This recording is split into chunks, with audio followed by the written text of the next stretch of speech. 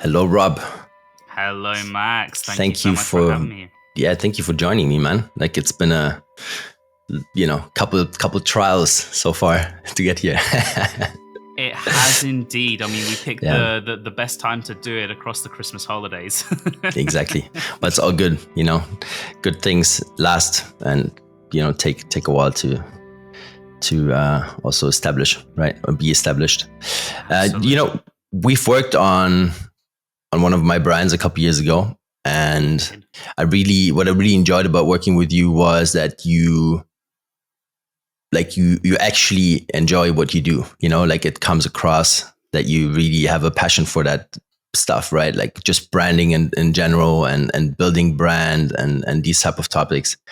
Mm. So how do you tune into a brand when you basically, at the start of a new, you know like strategy or corporation, I right? love that. Yeah, so like how do I immerse myself in the project and really kind Yeah. of get a feeling for it? Well, for me it all starts with the people that I'm working with. And so if I don't like the people, then I'm never going to be able to fit into that world. And so that for me is like the first thing that I look out for is actually doing business with people that I can get along with, that I vibe with. So that's the first thing. The next thing that I look out for is ultimately understanding why they wanted to build this brand in the first place. And I know for yourself, Max, you had something that was really kind of like pulling on your heart to do something positive with the world. And that ultimately is what I see a brand as being, is something that wants to leave a mark, that wants to make an impact. And so that's what I'm looking out for. I'm looking out for people with a big idea, with a big cause to do something good. Once I found that, I know that I can immerse myself in the project, because that ultimately is what fills me with meaning, knowing that I'm working with people that have a strong cause behind their work. Yeah.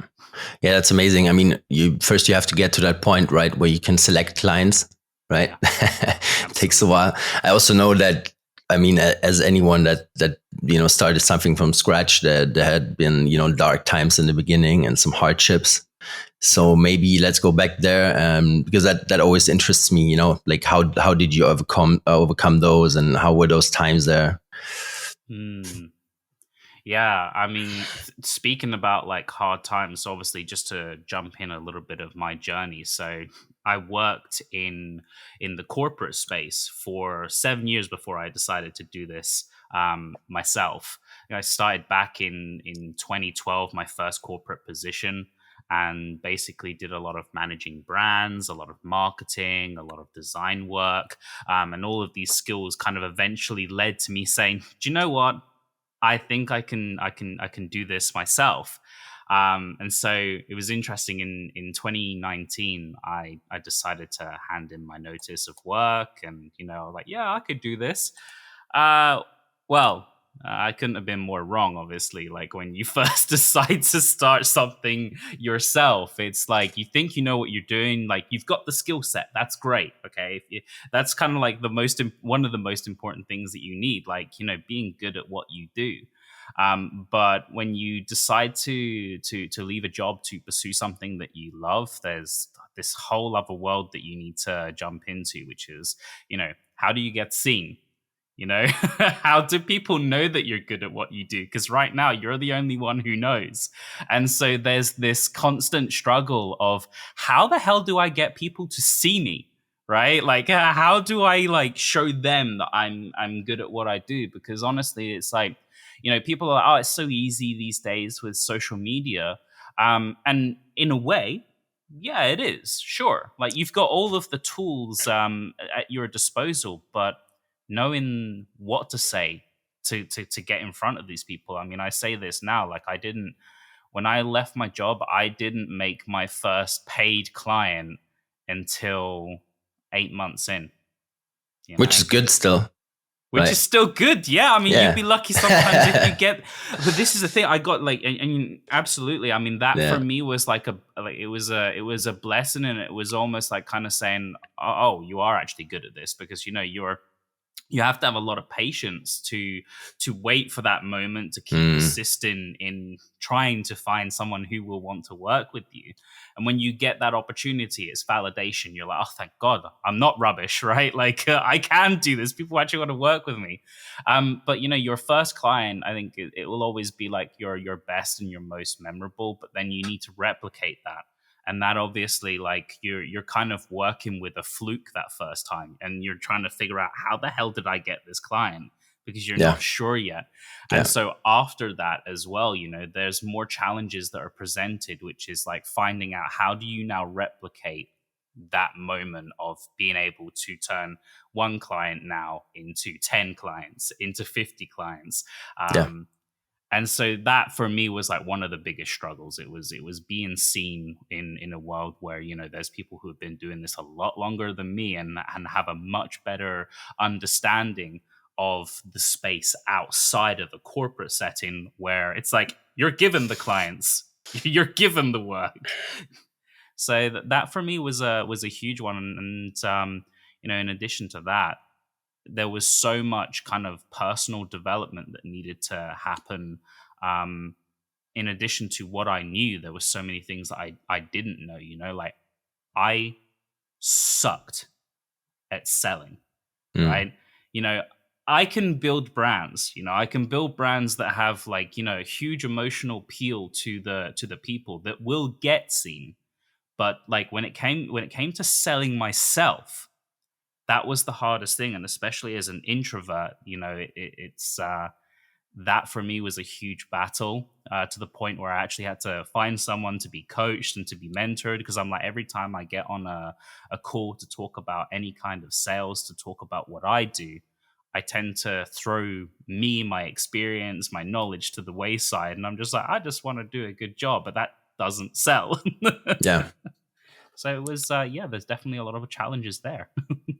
Did you just basically throw yourself, onto the projects, or like, let's say, the mental struggles that one has when building something from scratch, right? Like, Mm. I've also experienced that many times, and I think that's a very tough one, because nobody teaches you that kind of stuff, especially early on, right? Like, we're all we're taught in school or university is basically you learn something and then you get validation like super quickly, right? There's no patience involved, right? There's no hardships involved. It's just like learn something by heart and then you get the result, right? Like, that's what's kind of ingrained in us. So did you have to learn like how to handle that mentally, or was it like natural to you that you were just able to focus on the big picture and like ignore all the So is hardships? this And in relation to building the brands? yeah, yeah, or Yes. just a business. Yeah.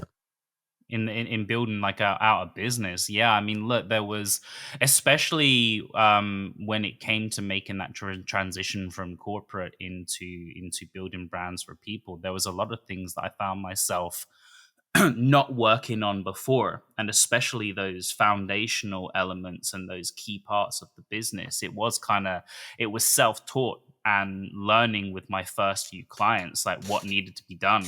And once those kind of initial pieces of work were done, I'm like, oh, okay, like, I need to document this. I now need to turn Mm, this into a procedure that I can replicate next time. And it was so interesting because, like, I mean, there was never like a one size fits all, and I would find myself working with a new client, and then it would be new problems. And so every time it's like, oh God, here we go, here's another one, great, now let's like dedicate a week to figuring out this. Um but at the same time, like, I found that a lot of fun, because all of these new problems, I kind of see them as like ammunition, right? And I'm like, every time I face these problems with someone, I'm able to happily say, like, because obviously when working with someone, they're like, oh, I've just run into this. Do you have you ever dealt with this? Because they want to have faith that I'm like, someone who knows everything, and I'll say, look, hey, I actually don't know everything, yeah. and this is new to me. However, like, you've hired me to solve this problem. I'm going to do everything like in my power to get this done, right? And so, like, allow me some time to work on this, and you have in good faith that we're going to get this done. I haven't steered you wrong so far, but I'm going to be honest with you. I don't know what I'm doing, right? Like on this particular matter, I don't know. and so we're going to figure it out. And that for me actually is like, it's been a huge lesson for me, because in the beginning, like, and especially in corporate as well, like, I remember always being told, like, oh, you should Mhm. never say I don't know. It Yeah. was almost like it was like taboo to say it in a corporate setting, where they'd be like, "What do you mean you don't know?" And it instilled so much fear in me that, like, when I came out of corporate, it was like, oh God, like, I should know everything. But I actually found that the people that I'm working with, they actually appreciated me saying, like, hey, I don't know this. Yeah. Like, I'm not going to pretend to, but I'm going to do my best to work with you on this and get it fixed. Yeah, 100%.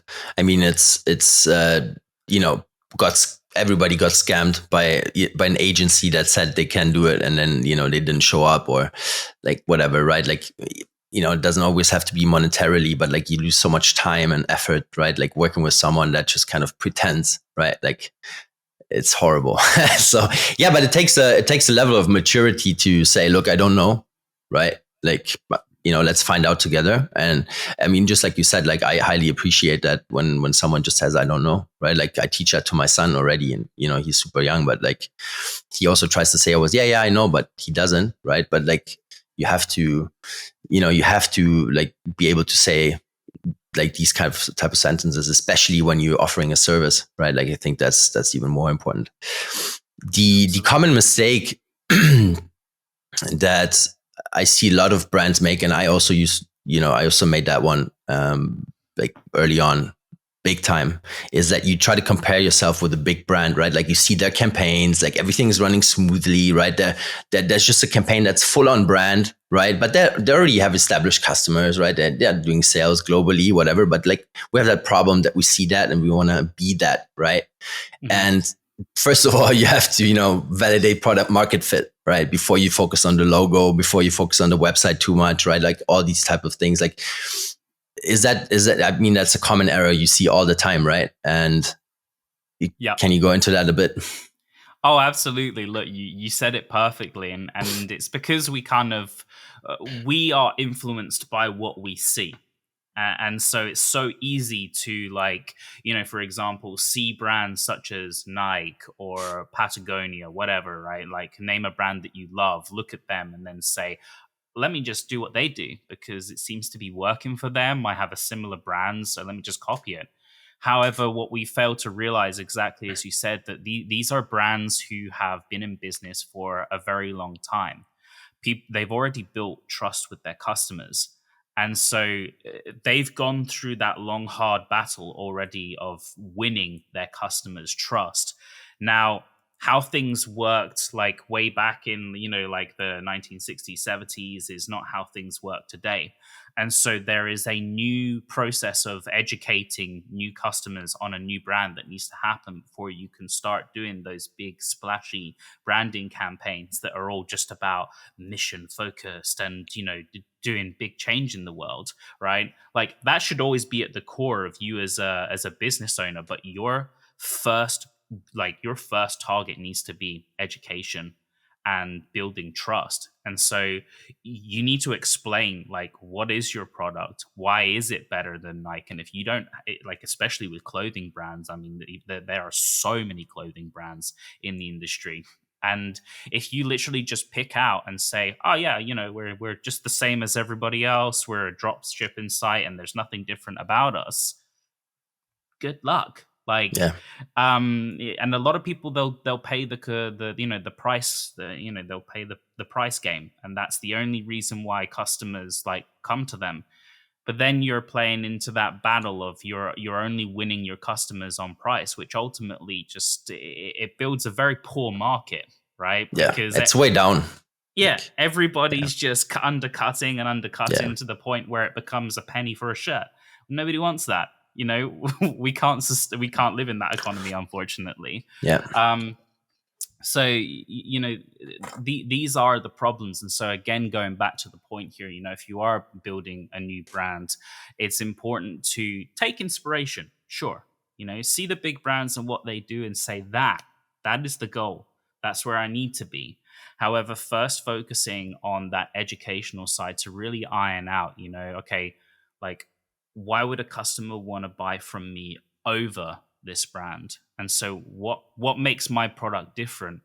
And I would even go into areas such as looking at, for example, who are your specific customers? And this way, you're not just then saying, oh, my product is for everybody, but you're then looking at a specific person that has maybe not getting their identity, like, what they want to portray through their clothing, recognized yet. There's not a brand for them that really says, like, hey, you are somebody who is I'm just throwing this out here, like a plus sized skater boy lover, who has clothing that meets his needs. Because I'll say this right now, most clothing for people who like the kind of the skate scene, like, it's all kind of slim fit because these guys are generally athletic. But maybe there is a set of plus size people Yeah. who actually want clothing for that. Again, do your research, find out the people who have an unmet need, and then fill in the blanks. Find that product. And it doesn't need to be clothing. Obviously, I'm talking a lot about clothing. Sure. But again, it's about, whatever your product or whatever your service is, find that person and then start working from there. Because when you know who you're going to sell it to and you know them very intimately, selling becomes easy because they feel heard. They feel like you are speaking to them. Yeah. Yeah. It's kind of like a balance, right? Because mostly you kind of build a solution to one of your problems or like someone that's close to you, right? Yeah. That had that certain problem. And Yeah. then later on, you kind of have to focus on your super fans, right? Like, let's say you have 100 super fans, right? Like your ideal customer, right? And sometimes that kind of, it seems in the beginning like it's going the same way, but it really is, pulling in two different directions a bit later on. So it's definitely not an easy kind of path, but it's the best path, right? And it makes sense in the Absolutely. long run. Yeah. Absolutely. I mean, to add on to that, I love what you said. It's about seeing someone who's close to you that has a problem. I mean, like, when I initially made that transition, like, from corporate into like entrepreneurship, I pretty much was like, okay, I don't know what I'm doing. 8 months in, I kind of said to, like, after learning a little bit more, I'm kind of like, well, what problem would I like to solve for myself? Because that's one of the easiest way. That's like, you already know yourself, right? If you maybe you don't, and you need to do like a little bit of self discovery. But like, if you know yourself quite well, you know what problems you have, you know what type of personality you are. It's then you often find that people aren't too dissimilar, and so if you're able to build a solution for you and then work from that and see how people respond to that, you're already a step ahead of the game because you have a solution that is built for someone, right? It was built for a very specific person with a very specific need, for a specific solution. And so doing that, you're then able to kind of tweak and refine, but it gives you a really good kind of like a first draft, let's say an MVP for a specific service or product that you can then sell to people. Yeah, definitely. Were there any, I mean, I know that you reach out like to mentors and, you were buying a lot of courses and all that kind of educational part. Like, are there any mentors that stood out to you that kind of shaped your thought process and like your entrepreneurial career in a sense? Yeah, so and I mean, this dated back even to like this was the one person who made me take that leap from actually working a 9 to 5 into doing it myself. And so his name is Chris Doe, and he's the founder of a company called the Future. Mm. And he is a phenomenal educator, and a business advisor that I saw him for the first time, I think, in like 2018, and I was watching, all of his content, all of his videos, and that kind of like planted the seed of, I could do this myself. And like, he does a lot of educational content around branding, business, marketing, design. And at the time, these were all things that I'm doing. So that really resonated with me, and seeing like what he was able to build for himself, I was like, huh, this is someone who can really help like people with like a creative flair get to where they really want in life. So that was one person for me who made a huge impact on my life, based on that first decision. And even to this day, I mean, I met him last year, in person, which was a huge kind of moment in my life to actually be able to, you know, meet your mentors, meet the people that you've looked up to. I think with mentors, like sometimes it doesn't have to be an active, role in a sense, right? Like it can be someone that or like someone that wrote a book and you just basically devoured that when you were younger, or like someone that you just like you just described, right? You just listen to Right. them regularly, or like someone that influenced you in a certain way, right? Because like when you talk to people that kind of made it in a sense, right? That are really successful, they always say, okay, you have to get a mentor like as early as possible, right? Like find that one person that is doing what you want to do and has been doing it for a long time and has done it well, right? But like it's fairly difficult in my opinion and in my experience to find someone, right, that you also can reach out to, and that email doesn't end up in the bin or whatever, right? So Yeah. that's an interesting take. But the personal brand part, right, comes into play here, right? Mm. Like we also talked about that earlier. It's if we look at all these big brands nowadays, like there's always someone with a personal brand up front, right? Like either it's CEO or it's the the founder.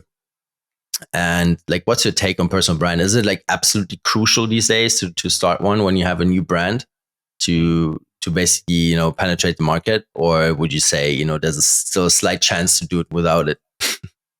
Yeah, look, I've seen people do phenomenally well with, and I've seen people do phenomenally well without, right? So, like, if you have a lot of ad spend and you have a good product, you can plug it all in. You can make probably a ton of money, and you do absolutely well. However, it really depends on what your goals are, right? And where you see the direction of your life and your future going. I advocate for building a personal brand because you can take your personal brand wherever you go, not just in one business, but several, right? And having built a presence online, it gives you that power to say, hey, tomorrow, like I might want to open up a line of cosmetics, and the next day I might want to, do something a little bit more service based, and people knowing who you are and knowing the name, it's already they're like, huh, okay, yeah, I can trust that, I can get behind that. This is something that I'm on board for. So it allows you so much potential, to be able to grow. Now with a business, it's really different. You can't, and I mean, I've seen this done before. Like, let's say, for example, Harley Davidson then decided to create their own line of men's perfume. Are you really going to trust that it's going to be like that it's going to be good, or are you going to think that it's literally going to smell like petrol? Like it doesn't really hold that same weight. If Disney started to like what if Disney wanted to go into the adult entertainment industry? I don't think it's going to work out too well. And so this is where those kind of like boundaries start getting put in place with a business. That it's like once you've kind of built a name around a specific set of products, it's very hard to then go in a completely different direction. Whereas with people, Elon Musk, I mean, he does everything under the sun. He does cars, he does space, he does investments into financial companies, and so he's got all of these different areas where his hands have some sort of play in, that just the world is his oyster. Yeah, yeah. I mean, he's probably building a super app at the moment. Like a WeChat, Yeah. which is going to be interesting. I mean, you got payments in there, right? Like all the content. Like, yeah, smart move with Twitter at the time for sure. The Yeah, a lot of your clients, right, are also personal brand clients, right? They are. Is there one like case study that we can pick out and maybe just talk about that one for a bit? Yeah, for sure. I mean, so like just thinking off the top of my head, like one of my clients who is a football agent and intermediary for basically all the biggest clubs across the football industry. Her name is Angela, and I remember when we first worked together. I mean, she had very little social presence. Okay, so she actually already had like I would say a good reputation within the football industry because she's bloody great at what she does, right? Again, like she has the skill set, she knows what she's doing, but that online presence wasn't really there yet. Um, and so that was kind of like an interesting I guess it was almost like kind of looking in the mirror a little bit, just from a slightly different perspective, that we're in two completely different industries. But I saw a lot of her in me, in the sense that she had so much potential, so much talent, and was really good at what she does, but was struggling to break that barrier of how do I get what I want the world to know out there, right? Because for her, it was really so. Just to give a little bit of an insight on what she does, like talking about an agent, she is the person who basically negotiates the deals with, between the clubs and the players in football. She's the one who signs the players and also ultimately makes sure that a player gets the best deal when they're within a club, making sure that they're happy, and even goes into more of like, delving into that more emotional side of the player to make sure that they're happy in the club, that their life is going well, and that mentally they're able to perform at their best. And so, talking a little bit about that, it was she was kind of like me as as an agent. I not only want to kind of like put that message out on how to be a better performing player, but also to make a change in the football industry where she could basically, help other agents perform at a much higher level. Because the industry has like some ups and downs, and like the agents that are in the field, they can either be phenomenal, or they can basically see a player as just like a walking, running bag of cash, right? That was like the very first conversation she had with me. She was like, look, a lot of agents just see players as like money that just go up and down a green field, right? And so they get treated poorly, their health suffers, and then, 6 years in, they quit and they don't ever want to be part of the football industry ever again. And she's like, that's that's what I want to do. I want to educate agents on how to be phenomenal, how to respect and bring, football players up, because this ultimately is what makes the industry a better place. But like, again, going back on that kind of like the social media aspect side of things, and her wanting to get that message out, she'd had huge coverage on like press releases with Sky, but when content was posted, it wasn't going anywhere. Mm, And so like she was just like trying to find a mentor that could really help her. And I remember kind of like just going through the works with her, finding out basically why she loved this, getting to the bottom of like what her drivers were. And the moment that we kind of figured that out, like was like, look, for the first part, I'm gonna basically work with you to write out your content, because she's Italian. The language barrier immediately with with an English speaking audience, she can often, it may not always be as understood as it were like, someone speaking with the, native tongue. And so we're working together on the content, finessing everything.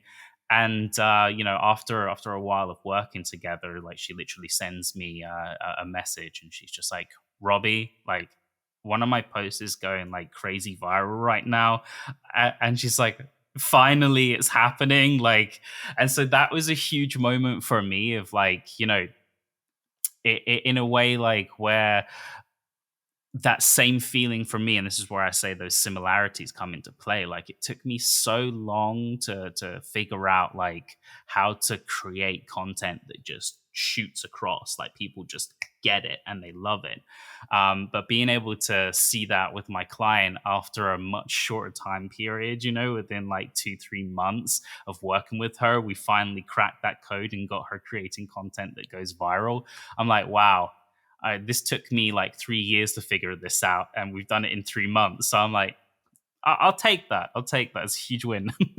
Yeah, I mean it's because you're just used to it, right? Like you faster at iterating, right? Yeah, Like the time span between noticing something and then changing it and implementing it just shrinks, right? Like the more often you do it, right? absolutely. So just there when you were talking about the content, was she or were you guys like keeping the B2B language, or were you simplifying it like for a B2C audience?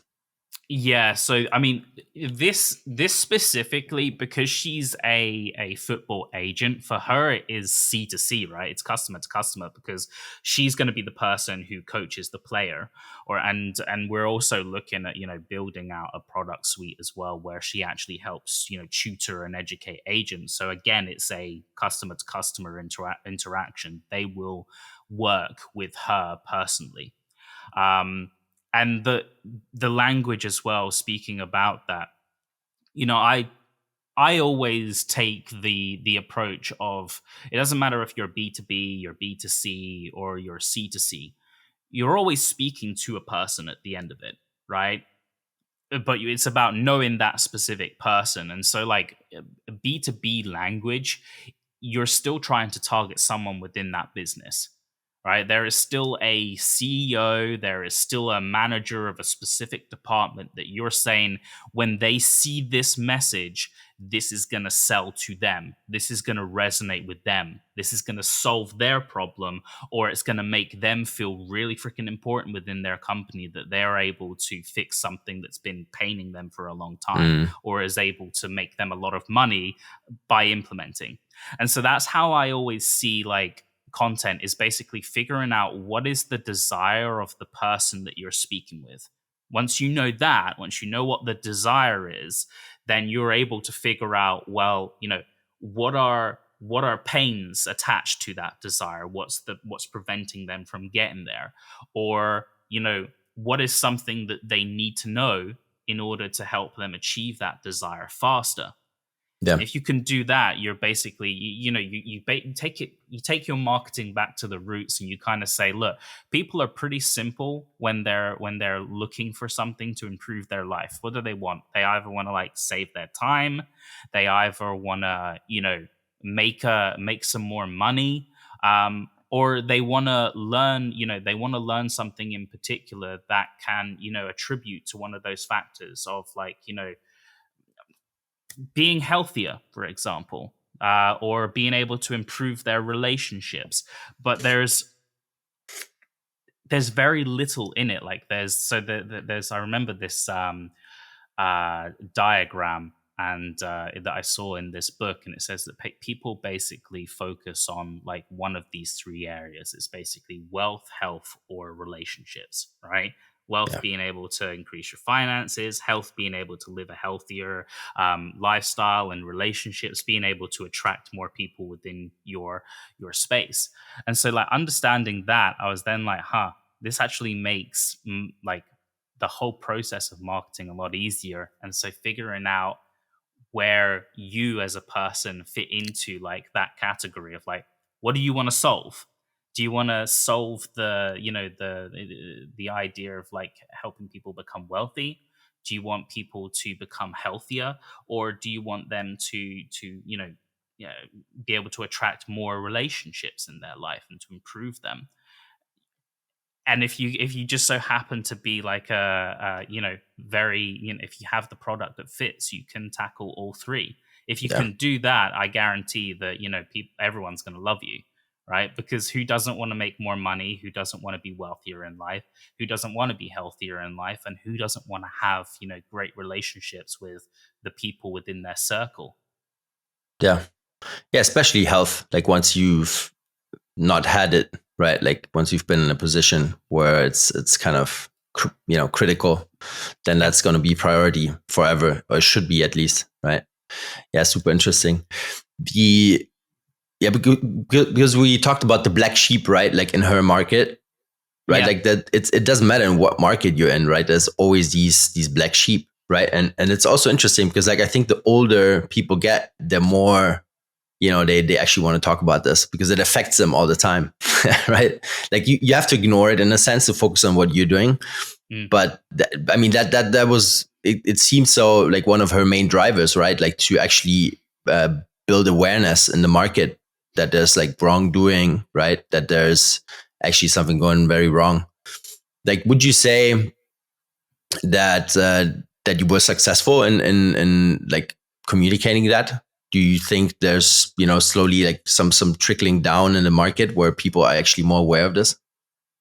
Yeah, so this is an interesting one, and I believe that, so for me, addressing the black sheep is something that it depends on where you want to go as a person, because there there are some people who thrive off of being controversial, and they thrive off of painting out the enemies in their industry, right?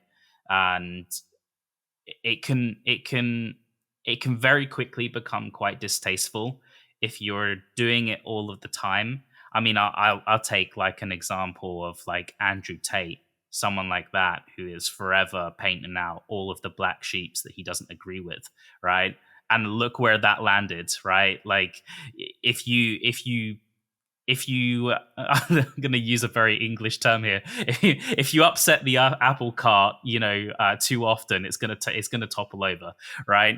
And that's kind of like what he did. And I'm not saying that like what happened to him was justified. I believe in freedom of speech. However, I think there are levels, and when if you antagonize your competitors, your enemies too often, they're gonna rebel against you and try to take you down.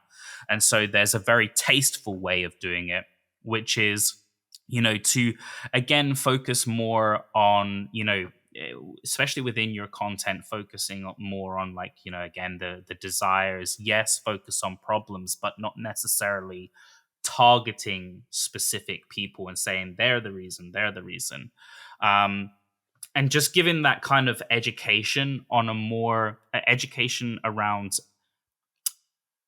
specific entities who are the problem, in a little bit more of a closed and confined space where you're kind of like in a more of an intimate setting with your customers, for example.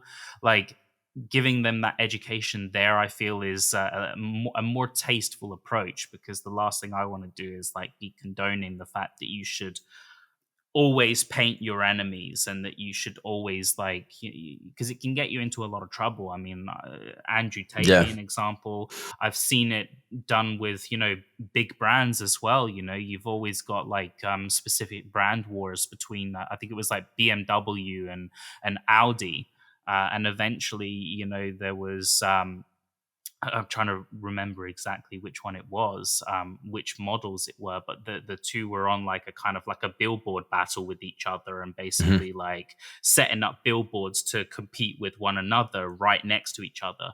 And it eventually just led to them like having like a massive like legal battle over it. And this naturally, like, know when to stop, right? Yeah. Like, Yeah. it is where I'm going with that. Yeah, what I meant was not just, like talking about them, but like having it in mind whilst you're creating something new, right? Like something positive, Mm, right? Like that, I agree. Like there's no point in always looking at the negatives, right? Like, yeah, but be aware of them and actually yeah. shift that and have that in mind whilst you're, creating content that works in the other direction, right? Mm.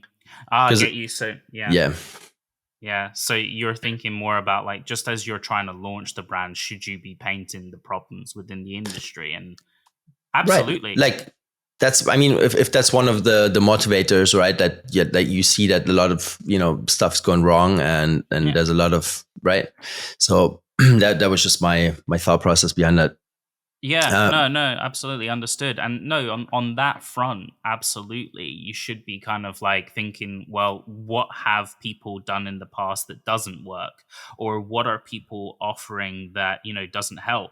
It's like when we first started this call, you were talking about like the agencies that have like promised you a solution and that haven't worked. Like, yeah, people need to be aware that there's always going to be some agency, doesn't matter if it's a design agency, a marketing agency, any kind of agency that say they promise you the world and deliver you nothing. Like if that exists, then it does help to capture people's attention, especially if you know that a large group of people have gone through that problem before. I mean, that, speak on it, and then you'll again, like especially online, it's an attention game. And so, if you know that over 1 million people have been sold, have been missold on their PPI. I don't know if you've ever seen that. I don't know if that's a British thing, but you always get it. Like you may have been charged more on your PPI. It's like, yeah, sure. Like, but most people don't know what that is. But if you can say like that there are several people who've been missold a service and that they have, then it's like, okay, sure, like I can get behind that. Now you've got my attention because I've had this specific problem. yeah, I think especially for a personal brand, actually, it's not bad to take a stance, right? Yeah. Like I think too many people, they always try to stay in the middle lane and like kind of Mm, dive these uncomfortable topics, right? And like me personally, I prefer to follow someone or listen to someone where I exactly know, okay, that this is their stance on this type of topic, right? Like I think it shows strength and mm. and integrity, even if it's controversial, right? Like, Well, I mean, the one thing that I've learned from experience is knowing that people don't really enjoy neutral, right? Like mm, when you're in between, like I look at all of the the people who have done extremely well, and exactly as you said, they all have a stance. They've chosen a side, and it is always controversial, one side or the other. It's the reason why we buy like Apple versus Android, right? These mm, are two very different people with two different sets of values. And you either love this idea of like a premium product that's interconnected with all of your apps, or you prefer being able to have a little bit more flexibility with the actual device, right? Like you're on either side. And it's the same with the Andrew Tates of this world, the Jordan Petersons. They're left or right, they're black or white. yeah. Yeah, it makes sense. These type of characters. Yeah, I have strong opinions on this kind of stuff, and it's not always as it seems, right? And there's different and very intelligent thought processes behind these characters. But yeah, we'll keep it at that. We touched upon online education, and I know that you're proponent of that. You guys also run the Discord and your coachings, right? Your group coachings. Like the old system is done, right? Like that's for sure. Like I mean, there's no point in even arguing about that. Like the English school system is very similar to the German one. Like you've got the public, and then but also you've got a much better private education system. Mm. Like, what do you think where this is going to go in terms of online education? Are you going to go full on with whatever you're doing and then combining that? Yeah, yeah. So, I mean, just to touch on where you say with the education system, I mean, you talking a little bit about schools as well here and how they operate. Yeah. Yeah.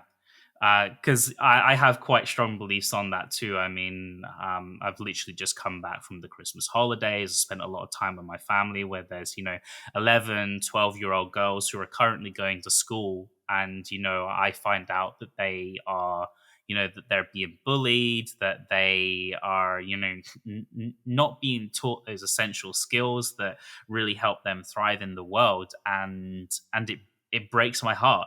It breaks my heart to know that the teachers in this school are not equipped to help protect them. It breaks my heart to know that the teachers are just being given these resources that don't help like my family find their direction in life, and that it's just this bog standard cage that they throw people in, and they're like, come on sheep, you're going in, and then we let you out where we want you to go, not where you believe that you would like to go, and taking that time to really help individuals thrive. And so again, it's and I get it, because they don't have the resources or the capacity to be able to work on individuals. That's not how it works. But that in of itself is where the problem lies, is that people have different, different trajectories, right? They go in different places. And I'm at this point now where I see schools and I'm literally like, you are failing. You are failing on every single point in what you do. You fail on the education, you fail on the personal development, and you fail on security as well. It used to be a time where you could go into a school and feel safe, not anymore.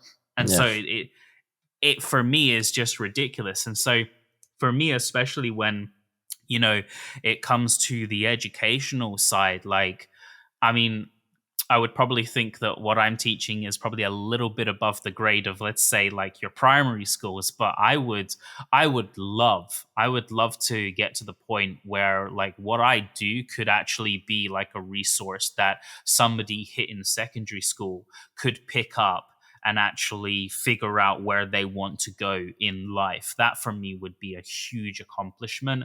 And this is why I'm so passionate about building a digital database of like learning materials, because it's accessible. You can get it from anywhere in the world at a price that it is far more competitive than what you would pay in the traditional educational system. So look, I mean, for me, I just think that like there comes a point where either the educational system needs to change, or people such as myself are going to change it. And Yeah. it's like the blockbuster. Eventually, it will become irrelevant and it will become redundant unless you see its flaws and fix them. Yeah, I think it already is. It's just that, like a certain generation is kind of still keeping it afloat. Yeah. But I think it's definitely already done. Like, all the big tech companies that are going to move away from like, looking for certificates. Right. I mean, it's already been going for a couple of years now. Yeah. And they more look at your practical kind of experience and what you have actually done in the market and what you've worked on, and especially in the tech space. But yeah, there was another. I wanted to ask you, like, how was your childhood in that sense? Were you like, did you have like critical parents to these type of topics, or was it like, yeah, just go to school and get a job and be a good worker? Yeah, yeah. Well, like, so very interestingly, it was just it was myself and my mum growing up, and my mum didn't really provide too much guidance of the direction that I wanted to go in life. So going through going through school, it was all on me. Like, it was all on me to figure that out. And so for the most part, I honestly felt like lost. And going through those things such as toxic bullying, and coming home with bruises and scrapes and being thrown in ponds and things like that, like that was my life. Like, Hmm. it was extreme bullying, no direction. I hated school. And I talk about this to a lot of my clients, is that I came out of secondary school with nothing at all, because it got to the point I hated it so much that I would do anything to stay out of it. And it was only year 10 and year 11 that I actually kind of stuck with it, dealt with it, and then just came out with nothing, basically, because I didn't have that 3 years of past education to help me get through the last two. So I came out with nothing, and then I was basically like, well, as per usual, it's on me to, basically fix this. And I decided to just like experiment with a few things, and that's when I came across like graphic design and advertising, and I was like, huh, this seems really interesting to me, and that's where that kind of passion grew for advertising, for branding, for creating things from nothing. um but yeah, it was all a journey, which is why I'm so, I guess, and this is right to say, passionate about the educational system. It's that passionate against the educational system, because I lived through hell, Yeah. and so I don't like it. I really don't like it. And so I do everything I can now to give people an alternative to what was for me living hell. Yeah. I mean that's very similar to my school Mm, career. I also fucking hated it. I never fit in, right? Like I was always the black sheep in a sense, right? yep. But I think that's where the desire to actually build stuff comes from, right? I think if you don't have these hardships early on, like you don't have that drive, right? That you need to basically work through the problems and keep going, because like you get thrown off like 100 times and you will, get up again. And it's interesting because I like to ask these type of questions because I see the parallels here. There's a lot of these people that I talk to, Yeah. they've had like difficult times, especially early on, and that's why they want to contribute to a better future, and especially for the future of their kids and so on, right? Yeah, Absolutely. interesting. How did you start then after you learned like all these skills like graphic design and so on, and then you then go into the job, and then later you realize that you wanted to do something for yourself? Yeah, yeah. So again, like starting from school, going through that, and then being like, oh, I've got nothing, so I need to learn these skills. So I Yeah. did that. I learned all the skills that I could, and then it went from absolutely nothing to getting merits and distinctions, and then I'm like, oh, okay, like yeah, it turns out I'm actually good at something. Um, and then finding that corporate job, and then going through that, applying myself, because I've always been one of those people that when I apply myself, like I'm immersed. But it also tends to lead to me getting like very tunnel visioned, and so like I go at something like really really hard, and I sometimes don't notice what's like happening around me, and especially like within the corporate setting, I noticed a lot of that happening where I wasn't noticing some of those triggers and signs that I probably should have left a lot sooner. Because I'd already, within, I would say, like 3 years, I'd learned everything that I needed to know. I'd had those skills. Um, and it just sort of like, what I wasn't paying attention to was like, a lot of the negativity, a lot of the toxic culture within where I worked. There was a lot of like, just sort of like control and manipulation from the hierarchy, where you were once again being forced into this box that you couldn't escape from. And it's sort of like, let's just put them in there. Let's not give them any room to grow. Let's make sure that they do as we say and do as we do, and don't ever think for yourself. Um, and I think that's always been a problem with me. You might say that I have a problem with authority, but I also don't like being in a situation where I have no room to grow the way that I was intended. Um, and it took a long time for me to realize that. And it was when I realized that I was like, huh, okay, this also is a trigger for me, as well as looking at other mentors and seeing like things started to fall in place all at the right time, right? Like the realization had hit where I'm like, I'm in a box right now that I'm gonna have a hard time breaking out of. And then I'm shown this new this new kind of like avenue that I could potentially take. Um so that's kind of like how that all happened. Was it was like a set of very like subtle messages happening around the same time. That was then like, yeah, you need to be in a position where you are free to make your own choices, and that you're you know rather than being told what to do, you need to have the discipline to tell yourself what to do and then go and do it. Um, which for me is an environment that I thrive in. Like I don't thrive being told what to do. Like I have to tell myself what to do. Yeah. Independence is too strong for me. Yeah, yeah, yeah. I wanna go in there, especially in regards to the authority part. Like, I Mm, think, I thought about that as well, because like we're kind of similar, I would say, in that sense. But like, I think the problem here is that we've seen the wrong type of leadership way too early on, right? yeah, Like we think this is authority, right? Because they've been put there, but actually they're shit, right? Like a lot of teachers, they're not pedagogues, because you need a pedagogue and early on, right? When there's different kinds of kids to basically work with each and single and everyone in a different way, right? Like you need those type of people, and not top down, like everybody's the same, right? But like that's the wrong type of leadership that we see, and it kind of brands us. We get that wrong idea of what authority looks like, and then we say, okay, we're repulsed by it, like we don't like this, like that's the wrong, like we hate authority all of a sudden. But like then later on, when you let's say you find a good mentor, then you see what actual leadership is, right? Like it's following someone that has like the same mindset, or a better mindset, or a mindset that you want to have later on, right? Like you just follow these type of people because they're leaders, right? Like these type of people are leaders, not the one yeah, that's going to force you to do something, right? Like it's interesting. And then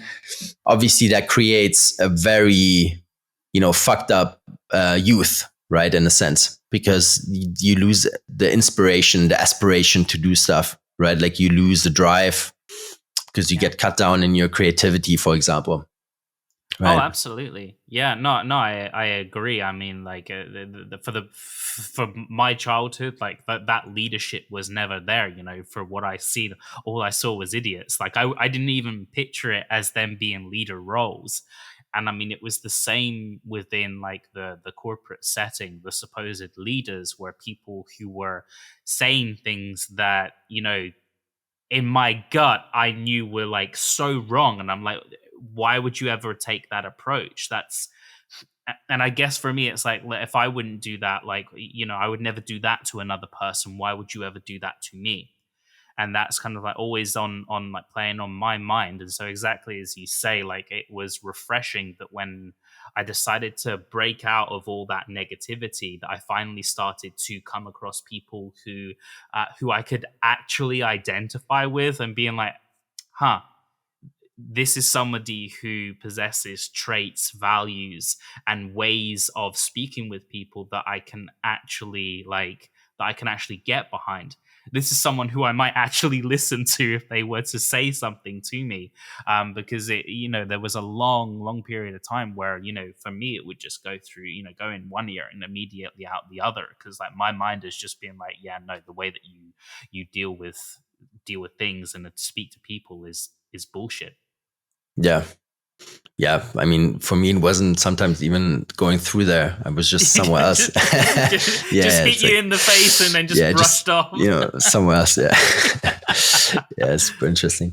Yeah, I think once one has children, I think these topics are super important, because like you have to decide, okay, what you're gonna do. You're gonna put them in the same system that you had to go through, and once you've had these experiences that you had or I had, in a sense, I think it's just the worst decision to do the same to your children, right? Like there's no upside, right? Yeah. Like there's no positive outcome there, No, right? and I mean it's again like, would you go through it again? Like, would you go back in time and go through it again? Hell no. And so No, exactly fuck as you no. said, like it's Yeah, about finding a new way, a better way of teaching your child the essential skills that they need to be able to thrive. And yeah, and again, figure out who they want to be and what they want to be. I mean, I go to my niece, who is literally, she is set on this idea that she wants to work in the medical space. Like she's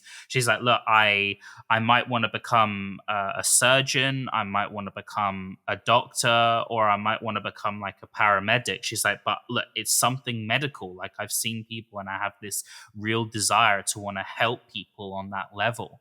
And so like that's huge. That's huge that there's like that already some level of passion towards that.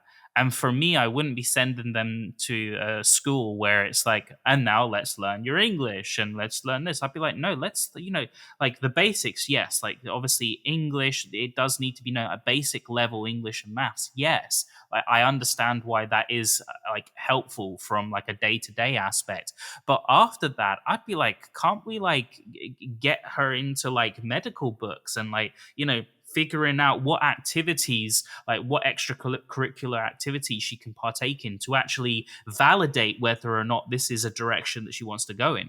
Because Yeah. maybe she takes like this, like kind of like, obviously it would have to be toned down a little bit for a 12-year-old. But the idea is like, an activity that they can go and do almost like a little bit of a summer camp, maybe for a few weeks where they can go and experience it, and they can come home and they can say, "Mummy, this was the best experience I've ever had, and I'm totally like this is just like made me feel even more that I want to do this." Or they say, "Mummy, that wasn't so great." Nah, you know, Yeah. like sure, let's move on to the next thing, right? But not put you through 6 years of like nothing. Distractions.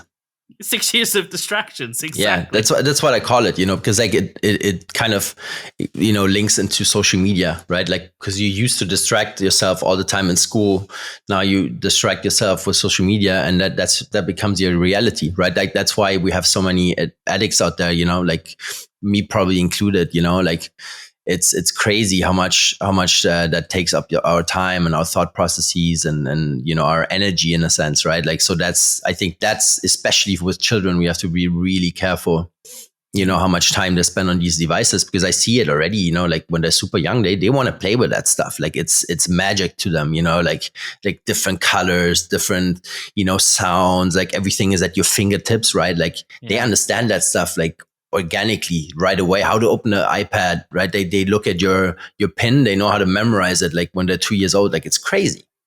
Yeah, It's literally absolutely just crazy. patterns, and they're like boom, Yeah. boom, boom. Like they don't know the specifics No, no, behind no, it. They know the no. pattern, and that's Yeah, it. it's crazy.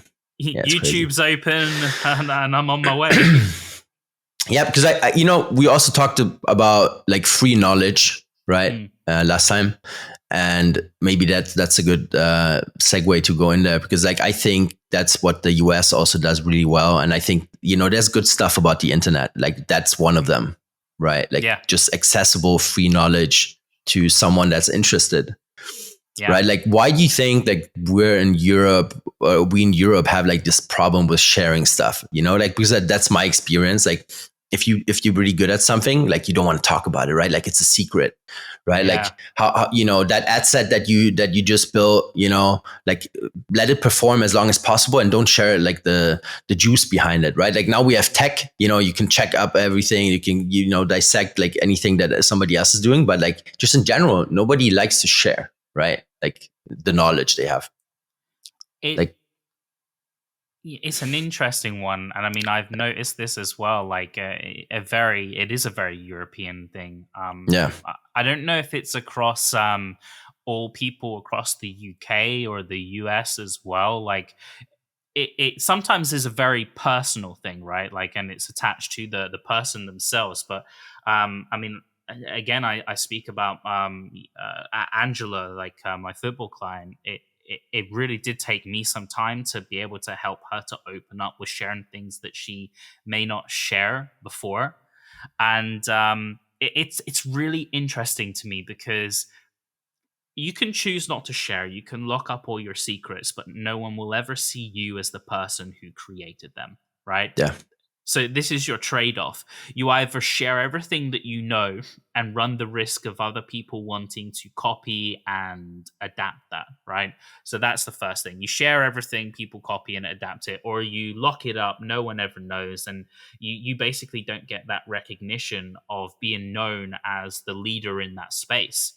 And that's where the trade-off really happens is you have to have a you need to have serious confidence in yourself that you are that good that you can lead the industry and continuously break the barriers and continuously be showcasing that here's new knowledge and this is why you keep coming back to me, because I never fail to deliver on knowledge that helps you get to where you want to be, or knowledge that positions me as the best in my field, right? Like that's essentially what you're doing at that point when you decide to share. But again, if you lock it up and do nothing, well, you'll never know. You'll have that one thing. But for me, I feel like by sharing, you are constantly challenging yourself to be better. That's where I see that, because once you be public about it, the world's Yeah. eyes are on you. And so you can choose to be a one hit wonder, or you can choose to be forever ingrained in the people who you're speaking with's minds. Yeah, I choose option definitely. B. Yeah. Yeah, I mean, you built a huge following. I think you have like 500,000 just on IG. Like your Yeah, TikToks also going through. You basically talk about like branding all the time. Like you're super in that niche, right? Like you've done that, right? yeah, So it's interesting. I mean, I've always had that resistance, to talk about like politics and geopolitics online, because I know it can bite you in the ass, and especially when you do other stuff on the side, building businesses and whatnot. mm, But like, yeah, I think we have to do it, and I think it's also something that you probably learned early on, right? Like as part of your personal growth journey, right? Like document, put it yeah, online. It helps, right? Like it's a very selfish thing in the end, but it helps other people at the same time, right? yeah. There's always I always like to say that there's always two reasons why like you would want to do anything, right? And there's like there's selfish reasons, and then there's selfless reasons, Mm, right? And your selfish reasons are always to do with something like it's financial, it's to do with recognition, it's being seen, it's being heard, it's validation, right? Like all of these things are like in our mind when we decide to do anything, right? We want to make more money, we want to get a girlfriend, we want everyone to look at us as the most intelligent person in the room. You name it, that's why we're doing it. But then, as you literally said, right, like there's a lot of selfless reasoning behind it, and that is because that you want to help other people, and inadvertently, like by helping other people make money, for example, you end up making a lot of money too. And so it's like, hey, like you scratch my back, I'm going to scratch yours, kind of like mentality that I see. And that ultimately is how it should be. It's always about balance, right? yeah, And that's where it's really important, because if you only go into it with selfish reasons, you're not thinking about the other person that it's intended for. And so your selfish reasoning is going to be ego driven, ego focused. People can smell that a mile away, and it will repel people. It's literally like deep. It stinks. It's disgusting. No one's going to take it, right? But when you have that balance, and that that by adding in that selflessness, and knowing that, hey, like, yeah, I'm doing this for me, but I'm also doing this for you because I want you to succeed and I want you to thrive in what you do. That's when you notice that there is like there's an attraction, right? Like between the person who's seeing it and you. They're like, well, this person said exactly what I need to hear to help me. So I'm going to like that. I'm going to share that, and I'm going to help them. yeah.